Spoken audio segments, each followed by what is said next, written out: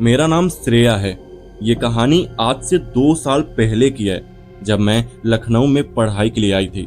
एक छोटा सा किराए का रूम लिया था मैंने 3rd फ्लोर पर, एक पुराने से मकान में मेरे अलावा सिर्फ नीचे ग्राउंड फ्लोर पर एक फैमिली रहती थी। मैंने जब पहली बार कमरा देखा तो सबसे ज्यादा अच्छा मुझे उसकी खिड़की लगी थी।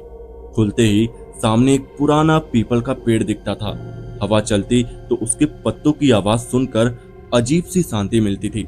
मुझे अकेले रहना पसंद था और ये कमरा बिल्कुल मेरे हिसाब का था। शांत, थोड़ा उदास, लेकिन सच्चा। शुरुआती कुछ दिन अच्छे बीते, पढ़ाई, नई जगह, नए दोस्त। पर एक दिन कुछ बदलने लगा। मैं देर रात तक प्रोजेक्ट बना रही थी।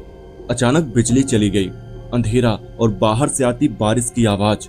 तभी मेरे फोन में एक गाना खुद ब खुद प्ले हो गया, सैयारा। मैं चौंक गई।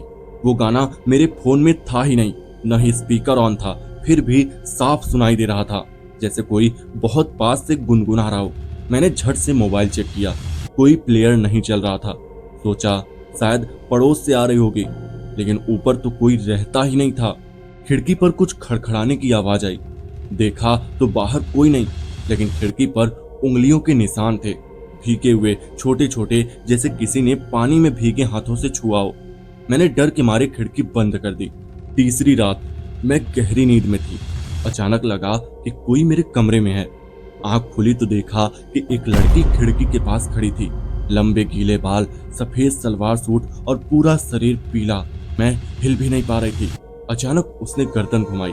उसकी आंखों में आंसू थे। वो बस देखती रही और फिर गायब हो गई। मैंने मकान मालिक से पूछा तो उन्होंने कहा कि कुछ साल पहले एक लड़की इसी कमरे में रहती थी। नाम था आर्या।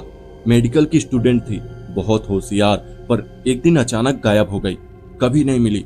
बस उसके कमरे में सैयारा गाना बार बार बजता था। तभी से वो कमरा खाली था, लेकिन तुम आई तो हमें लगा कि अब सब ठीक है। मैं सुनकर सन्न रह गई। आर्या और सैयारा, क्या ये सब उसी की वजह से हो रहा है? उस दिन मैं थकी हुई थी, इसलिए जल्दी सो गई। आधी रात को फिर वही गाना बजा, सैयारा मैं सैयारा, लेकिन इस बार आवाज सीधे मेरे कान के पास से आ रही थी।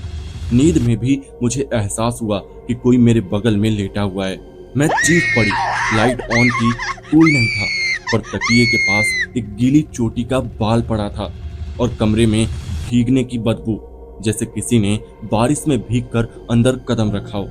मैंने उस रात कमरे में कैमरा लगाया और अगली सुबह फुटेज देखा तो रात के 2:03 पर खिड़की खुलती है और एक लड़की अंदर आती है। धीरे धीरे मेरे पास आकर लेट जाती है और बस मुझे देखती रहती है। उसका चेहरा बिल्कुल साफ दिख रहा था। वो आर्या ही थी।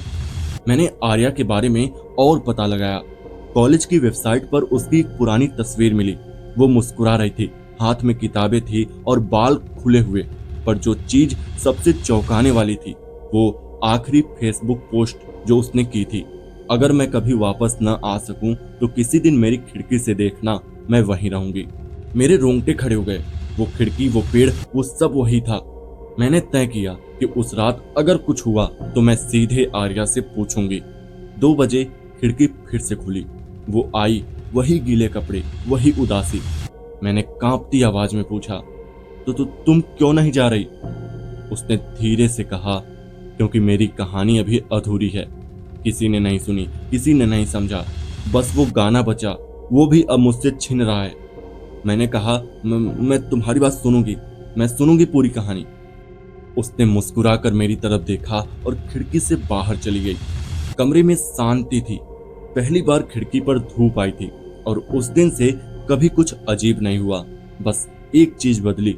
अब जब भी मैं सैयारा गाना सुनती हूँ तो मेरी आंखें भीग जाती हैं।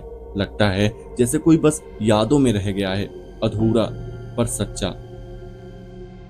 तो दोस्तों, कैसी रही ये कहानी हमें कमेंट करके जरूर बताइएगा। और चैनल पर नए हैं तो चैनल को सब्सक्राइब भी कर लेना। तो चलिए मिलते हैं ऐसी ही किसी और कहानी में। तब तक के लिए बाय।